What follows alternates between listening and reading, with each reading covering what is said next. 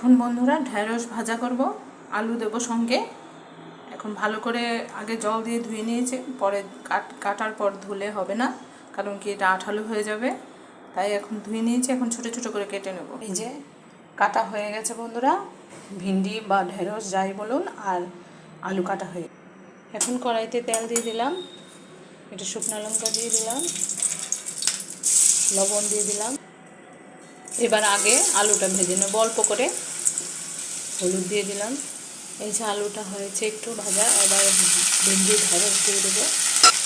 এবার এটাকেও লবণ হলুদ দিয়ে, ঢেঁড়সটাও ভাজা হয়েছে। এখন পেঁয়াজ দিয়ে দেবো, পেঁয়াজ কুচি। আপনারা পেঁয়াজ কুচি ছাড়াও রান্না করতে পারেন, কুচানো পেঁয়াজ না দিয়েও টেস্টি হবে। এবার চেরা কাঁচা লঙ্কা দিয়ে দেবো। এই যে হয়ে গেছে বন্ধুরা, এবার নামিয়ে নেব। আপনারা পেঁয়াজ ছাড়াও করতে পারেন।